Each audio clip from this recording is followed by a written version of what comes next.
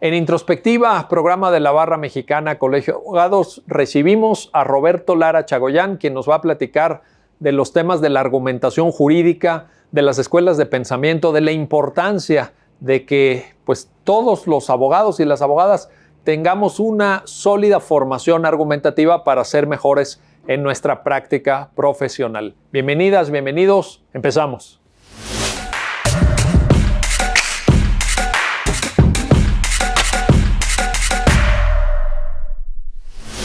Bueno, pues ya estamos aquí con Roberto Lara, quien nos va a platicar de los temas de la argumentación jurídica. Roberto, gracias por estar aquí en la Barra Mexicana Colegio de Abogados. Muchas gracias, Miguel, por la invitación. Siempre que me invitan a la Barra me gusta mucho venir porque por acá me tratan bien. Eres muy amable. Oye, en primer lugar, ¿por qué en la formación de los juristas tenemos que reparar, y diría yo, reparar de manera importante en la argumentación jurídica?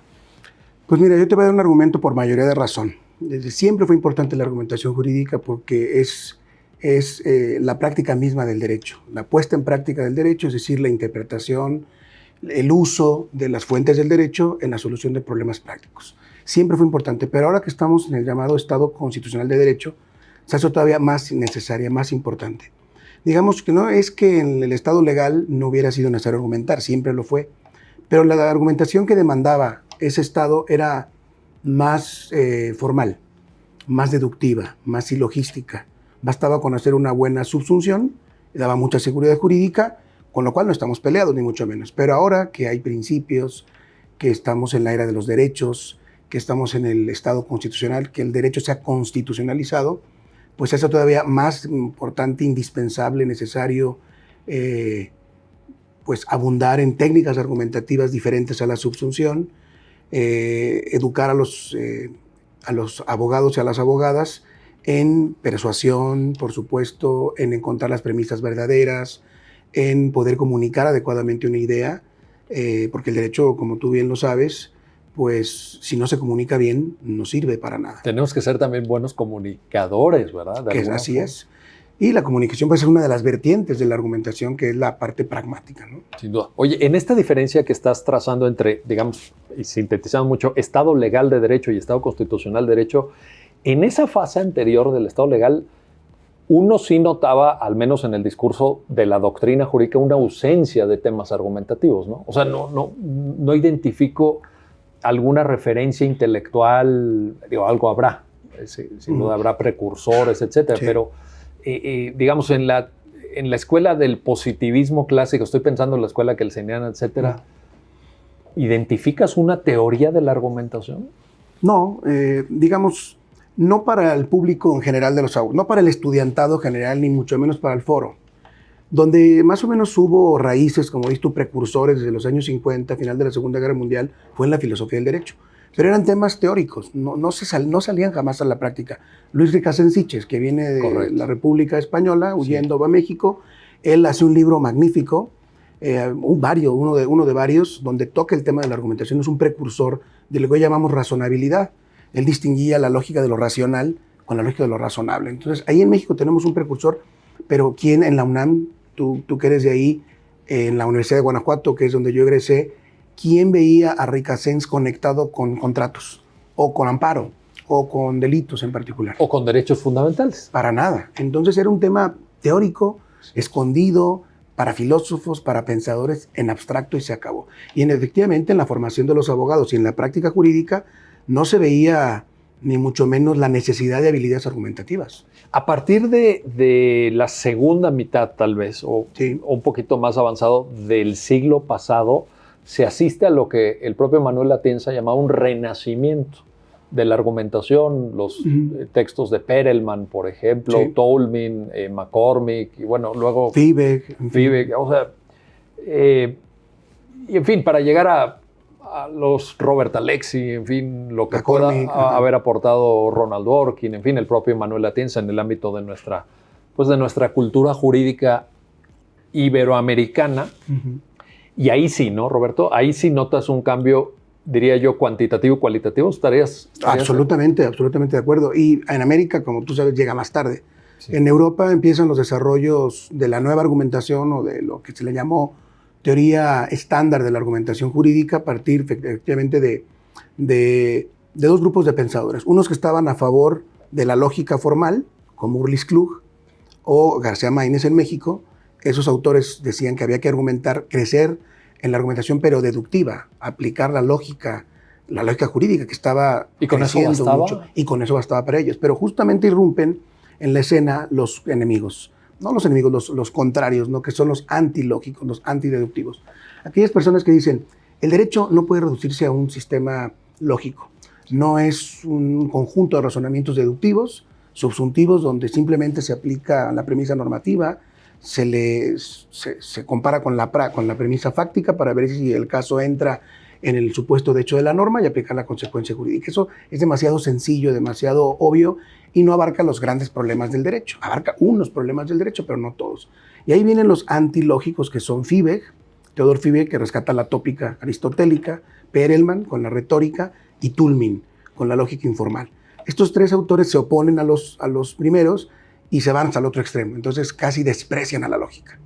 Y lo que pasa en los años 70 del siglo XX es autores que empiezan a ver las posibilidades de unir estas dos vertientes, estos dos extremos. No puedes prescindir de la lógica. No puedes prescindir de la lógica jamás. Lo cual no quiere decir que la lógica te resuelva todos los problemas o que te dé todas las herramientas que necesitas para argumentar la práctica. Así es. Pero algún basamento lógico... Tiene que haber, por supuesto. Imposible no haberlo, ¿no? El propio Manuel Atienza dice que un buen argumento se construye a partir de tres elementos. Una estructura lógica, una materialidad de las premisas, es decir, que las premisas sean verdaderas, y por supuesto la parte persuasiva, que además tenga una capacidad de persuasión. Los autores que empezaron a unir estos dos extremos del asunto fueron Robert Alexy, por un lado, y Neil McCormick, o el segundo McCormick, porque la primera etapa de la producción de McCormick, este autor escocés, era más bien del otro lado, más bien pensando todavía en aspectos deductivos de la argumentación, pero después él se da cuenta que hay que enriquecer esto y logra construir una teoría muy rica, que después Atienza en español, creo que es el autor que más tradujo el libro de Alexy, del alemán. Correcto. Y empezó a ser un precursor acá en América Latina, en España, por supuesto. Pero te decía yo, a México, tú recordarás, llega hasta los 90. Oye, pero a ver, Roberto, cuando 20 dices... años después. Cuando dices llega... Bueno, habrá que... No, a ver, te lo digo porque... Sí. A mí me da la impresión que todavía, por ejemplo, toda esta literatura en buena medida es desconocida. Sí, a Atienza sí se le lee todo, pero ¿cuántos habrán leído la teoría de la argumentación jurídica de Robert Alexy?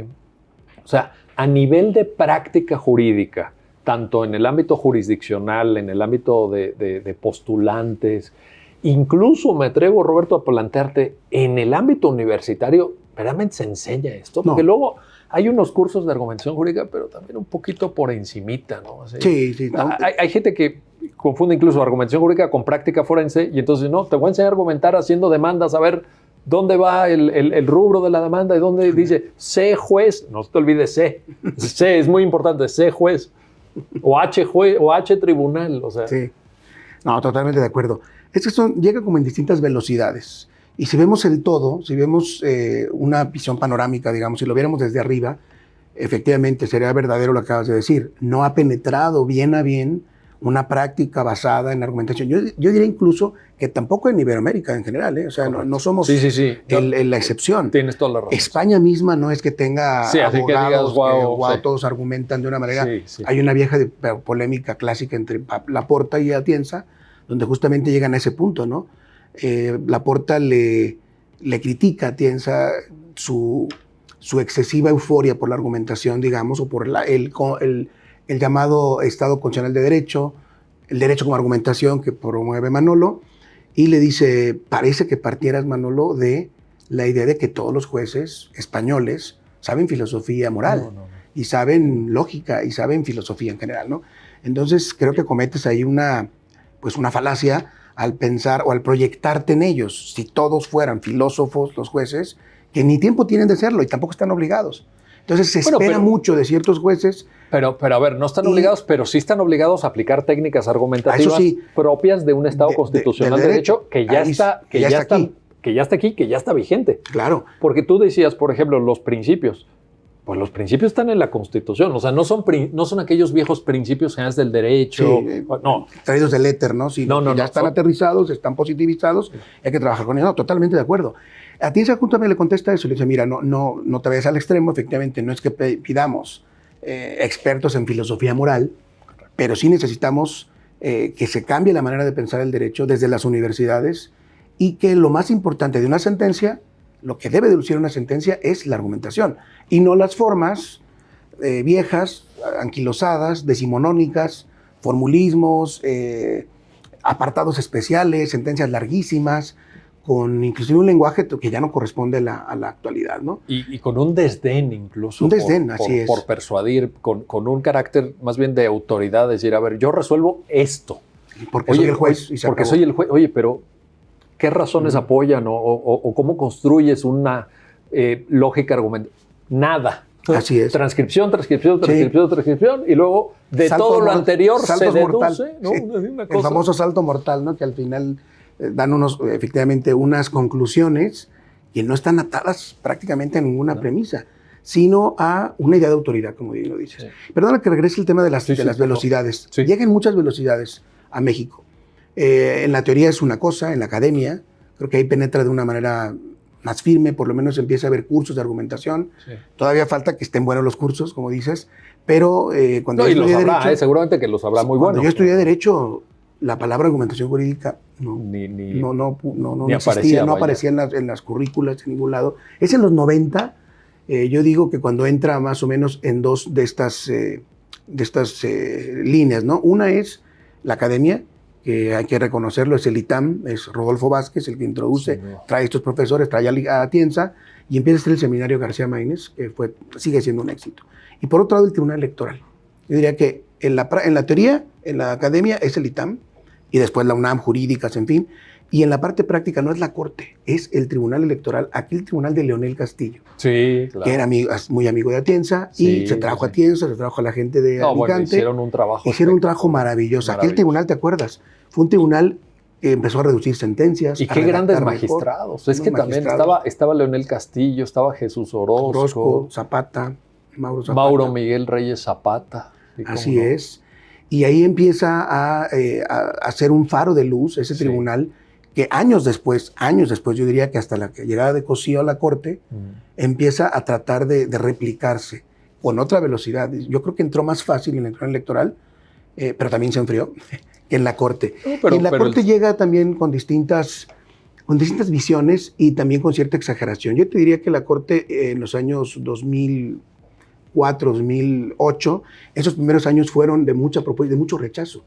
Sí. La teoría de la argumentación no se aceptaba, la forma de hacer sentencias novedosa, distinta, que se basara en argumentos, no se compraba. Los ministros de aquel tiempo no compraban esta forma de hacerlo. Fue muy trabajoso para Cosío y su equipo penetrar y tratar de poner, de cambiarle el rostro a las sentencias. Tú estuviste ahí, tú lo viviste de primera mano. A ti no te lo cuentan, tú lo viviste. Así es. Eres testigo vivo de esa historia. Así es, fue mucha reticencia, Miguel. ¿Y qué tanto en esa época, Roberto, lo percibes? Y ahora con esta visión que tienes tú ya de más largo plazo, etcétera, como un salto generacional, porque Cosío llega muy joven a la Corte también. Sí, llega muy joven. Entonces, ¿qué tanto, pues otras figuras que en ese momento integraban el Tribunal Pleno y la primera sala a la que se integra el ministro Cosío, responden a una formación también, bueno, pues de gente de cierta edad? Y lo digo con todo respeto, no para descalificar a nadie, pero evidentemente en la misma situación que tú exponías de que pues esto llega tarde, esto llega a varias velocidades, esto llega a centros de pensamiento como puede ser la UNAM o el ITAM, que no necesariamente están tampoco en la periferia o en los territorios de la República Mexicana tan librados a lógicas decimonónicas y todavía positivistas, etcétera, totalmente. ¿no? ¿Tú observas un salto? Sí, sin duda. Y faltó decir un lugar que también empezó en los años, un poco más tarde, pero también fue un foco importante de argumentación, de ver el derecho como argumentación, que fue el CIDE. El CIDE de Ana Laura Magalonia. Sin duda, CIDE, ¿no? Sí. Y bueno, volviendo a lo de la Corte, claro, Cosío tuvo que hacer mucho trabajo de persuasión y empezó a ganar aliados. O sea, Cosío cabildeó el tema de la argumentación en la Corte. Y yo recuerdo muy bien que, por ejemplo, el ministro Gudiño fue un aliado, en otro momento fue Silva Mesa, que eran de otra generación, pero entendieron las cosas. Y luego, Miguel, fue una cosa que yo me gusta contarla porque yo sí vi una suerte en los ministros, en ciertos ministros de la Corte, de metamorfosis kafkianas. Después de haber sido autoritarios, positivistas, formalistas, positivistas y monónicos, ¿eh? No, hay muchos positivos, ya lo sabemos. Sí. No me refiero al positivismo incluyente, metodológico. Al positivismo más formalista, más. Sí. Y de pronto se ponen, déjame decirlo así, aunque no es correcto, pero se ponen de moda los derechos humanos, el tema del cambio de paradigma. Y se suben al tren. Al tren. Pero inmediatamente. Y yo pude ser testigo de ministros, no voy a decir nombres en concreto, pero que habían argumentado absolutamente en contra del paradigma o de la idea de derechos, y una vez que vino la moda, decían exactamente lo contrario, pero con una fuerza y con una convicción impresionante. Y me recordó aquella anécdota que contaba el ministro Cosío sobre un justice norteamericano que era racista y que, cuenta muy chistoso el ministro, que odiaba a las personas de color, a los afrodescendientes, de una manera vehemente, pero que cuando vienen las reformas de ciudadanía, de igualdad, etcétera, entonces se convierte en un auténtico defensor de la igualdad. Y le preguntan a este magistrado, oiga, ¿cuál fue el cambio? Y dice, es que antes no estaba en la Constitución y ahora ya está en la Constitución. Una especie de fetichismo constitucional, tú que eres experto nos dirás mejor, pero yo vi ese fenómeno en ministros y ministras de la Corte, que de pronto, antes de la reforma de 2011, decían, bueno, es que ahora ya se puede, ya está por escrito, ya lo dice, ya debemos proteger derechos. Bueno, y antes no. Y antes no había que pensar en principios, en valores constitucionales, me doy a entender. Por eso la reforma de 2011, yo tengo algún trabajillo por ahí en el que hablo de eso, ¿no? A ver, en términos de salud institucional vino muy bien, yo lo aplaudo, pero en términos de trabajo de cocina, de trabajo de tribunal, no habría sido necesaria quizás. Si hubieran tenido un cambio para acá, si la revolución hubiera sido subjetiva, si la revolución hubiera sido en las personas, en el cambio en la cabeza del pensamiento, no habría sido tan necesario positivizar, digamos, algo que ya tenía que ser una realidad por el cambio del Estado legal al Estado constitucional. Pero ¿qué tanto ese cambio que luego, sin duda, protagonizó en buena medida José Ramón Cosío y siguieron otras figuras? Sí, claro. Quizá no de esa integración, pero figuras que vinieron después, etcétera. Sí, el propio ministro Saldívar. El propio ministro Saldívar, en fin, otras figuras que incluso ahora están en la propia Corte. ¿Qué tanto fue un cambio quizá no programado o no pensado o no racionalizado en su integralidad, sino fueron tomando asuntos, fueron llegando oportunidades a la Corte y entonces dijeron, mira, voy a poner un ejemplo, aquí hay un tema de no discriminación, o aquí hay un tema de libertad de expresión, o aquí hay un tema de repente estos conceptos, Estado regulador, ¿no? Uh-huh. O vamos a meterle un poquito más de carnita y más sustancia a temas de derecho de familia, claro, que también la primera sala fue vanguardia, sí. Y todavía lo es, ¿no? Pues. O sea, ¿no observas, Roberto, una construcción, ciertamente un cambio de paradigma argumentativo, pero caso a caso, no tanto una visión general de alguien que llegara y viera toda la cancha y dijera, a ver, vamos a abarcar todo? ¿Cómo lo ves? Yo te voy a decir otra vez como testigo presencial, ¿no? Sí. Mira, esto sucedió, como muchas cosas pasan en México, por una cuestión de azar. Las sentencias de Cosío, primero, eran repudiadas. Nadie quería hacerlas como él las hizo distintas, le cambió el considerando, le cambió el resultando, esos gerundios, esos verbos hechos en gerundio para ser sustantivos, ¿no? Terrible. Y el Cosío cambia todo esto, empieza a reducirlas, empieza a hacer preguntas en las sentencias y no las quieren.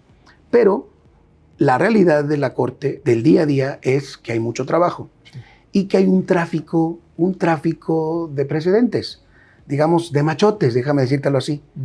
Por lo tanto, muchos secretarios no se tomaban la molestia de transformar la sentencia de Cosío en el modelo viejo para hacerla como ellos la querían hacer, sino que por temas de tiempo, de flojera, de pereza. No daba tiempo, vaya. Entonces, pues, agárratela, como viene. Claro. Y como cuestiones que empezaron siendo de forma, terminaron siendo de fondo.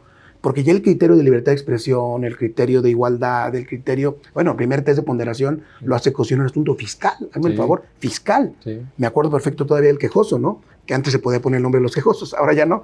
Y los demás ministros de las dos salas, porque la fiscal se comparte en la primera y la segunda, empiezan a tomar asuntos fiscales de José Ramón Cosío y los empiezan a reproducir, a utilizarlos como modelo para hacer sus sentencias. Y ahí se va colando no solo lo formal, sino también lo sustantivo. Ahora, déjame decirte que muchos hasta la fecha siguen siendo reticentes a la forma, pero no al contenido. Yo creo que el contenido y los argumentos y los principios y la doctrina, nadie jamás discutía con autores. Y Cosío empezó a discutir con autores. Bueno, es que antes había, y no sé si todavía subsista este principio no escrito de que no se podía citar. No, sí estaba escrito. Circular única se llamaba. Yo la cité por ahí en un libro. Era una circular única que físicamente está desaparecida, pero existió. Yo nunca. Circular única, ¿sabes qué decía? Prohibido citar autores muertos. No, vivos. Perdón, autores vivos, exacto. No se podía citar, solo muertos. O sea, Tienza no lo puede citar. Tenías que esperar a que se muriera Tienza. O Alexi. O Ferrayoli. Sí. No. Autores vivos, ¿qué te parece? Cosas como esa. Pero tú, ¿dónde le encontraste? En la primera sala. Es que hicimos una investigación porque hicimos un manual de redacción que está ahí en la primera sala. Muy bueno. Que lo acabó redactando Carlos Pérez. Es correcto. Pero la idea fue de la sala y la hicimos materialmente junto con Carlos, Chisca, Pou y yo. O sea, nosotros trabajamos con Carlos, fue un mandato de José Ramón, pero luego trajimos a alguien que escribía, de redactar el texto, y lo hizo Carlos Pérez, ¿no? Entonces, cuando hicimos esa investigación, a mí me tocó ver qué había en las salas, qué había como reglamentación para hacer sentencias. Cosío tenía la idea de un blue book, de un libro azul tipo Estados Unidos, ¿no? Sí. Entonces, antes de inventar el agua caliente, lo que dijimos es, búscate a ver si hay un blue book o algo parecido. Encontramos la circular única. Oye, ¿y qué te dice o prohibición o sugerencia o lo que haya sido de no citar autores vivos de la cultura jurídica? Porque también, híjole, es un desprecio o es una soberbia. A ver, yo no voy a... O es una falta de honestidad intelectual. A ver, lo digo con todo respeto, pero hay que decir las cosas como son, porque las ideas en el derecho es difícil que uno diga, a ver, yo lo saqué de aquí, soy 100% original. ¿Cuántos Hans Kelsen hay? No, totalmente. Sí, mira, ambas cosas. Es falta de honestidad intelectual combinada con una soberbia. Somos la corte puede decir lo que quiera. Fusilarse ideas, no citar. Y como no está personalizado como es la sala o es el pleno, entonces está hablando la corte, la institución no tiene por qué citar. Y fue una cosa que nosotros rompimos. ¿Cómo no? El primero que empezó a citar notas de pie de página, autores, fue José Ramón. Pero muchas personas estuvieron en contra de eso porque decían, es que sus sentencias parecen papers, parecen artículos. Y no nos gustan hacer artículos. Hoy ve las sentencias. Hoy casi ninguna sentencia deja de citar. Y qué bueno, ¿no? Qué bueno. Ese fue un cambio generacional, como decías. Y los chavos que empezaron a llegar, que eso, si tuviéramos tiempo, me gustaría contarte esta anécdota. Por favor. Cosío la llama la teoría del onceavo hombre, que la toma también es que le gusta mucho la historia, de la historia del ejército norteamericano. Resulta que alguien hizo una investigación sobre por qué en el pelotón son 11 hombres. Entonces empezaron a ver históricamente qué hacía uno, llevaba las bolas, el otro no sé qué, y siempre sobraba uno. ¿Por qué sobra uno? Y resulta que cuando llega a la verdad, obtiene que ese 11º hombre es el que agarraba las riendas de los caballos para que no corrieran cuando daban el tiro. Por lo tanto, el tema de cuando se sustituyen los caballos por automóviles, deja de tener lugar esa actividad, ¿no? Esa función. Y José Ramón lo que hizo fue quitarnos a las dos parlamentarias, a las dos secretarias que teníamos para poner jóvenes, por la teoría del 11º hombre. Entonces, las señoras que antes transcribían ya no se necesitan. Hoy hay computadoras, hoy hay disquetes, hoy ya viene transcrito, solamente cortas y pegas o resumes. Por lo tanto, las cambió de lugar y pidió jóvenes, sangre fresca, que eran nuestros ayudantes. Hoy muchos son magistrados, del ITAM básicamente, y de otras universidades, ¿no? Pero esa fue una cosa que mucha gente no sabe. Y luego el modelo de la ponencia Cosío se fue replicando y hoy prácticamente todo el mundo tiene esos famosos chiquis. Con cariño se les llama los chiquifuncionarios de la corte. Que es muy formativo para ellos también. O sea, están en 7º, 8º semestre, imagínate. Aprenden a hacer una sentencia, aprenden a hacer un debate ahí o saben cómo se juega fuerte en el pleno o en la sala. Para muchos es la puerta de entrada a una carrera judicial. Totalmente. Y es una cosa muy buscada en México y muy prestigiosa además, ¿no? Así es. Ser servidor público del Poder Judicial Federal en instancia jurisdiccional es muy importante.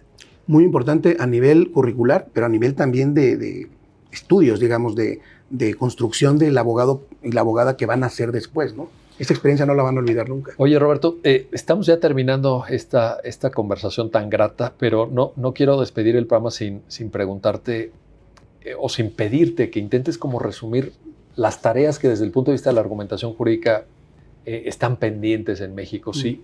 Y sé que es difícil lo que te estoy pidiendo, pero digamos una especie de guía, una especie de tips o sugerencias que alguien que ha dedicado tantas horas como tú, tantos años de tu vida al estudio de este tema, pudieras compartirnos, si fueras tan amable. Claro, con mucho gusto, Miguel. Mira, esto lo he pensado muchas veces y tengo algunas ideas por ahí, ¿no? Una es que la enseñanza del derecho sea una enseñanza argumentativa. Me atrevo a decir que mucha gente me tilda de loco, que tendría que desaparecer la materia de argumentación jurídica.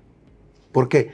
Porque tendría que transformarse en que el de civil enseñe civil con argumentación, claro, penal con argumentación, constitucional con argumentación. Que se incorpore a la parte sustantiva, claro, de... Y que en todo caso haya un seminario teórico para ver autores, Alex, etc. Pero los chicos no necesitan, no necesitan saber la biografía de los grandes autores, claro, porque eso sí es un poco más de filosofía. Lo que estás proponiendo es el modelo americano, básicamente. Un modelo de enseñanza basada en razonamiento, en argumentación. Esa es una de las pendientes que no lo hemos logrado hacer.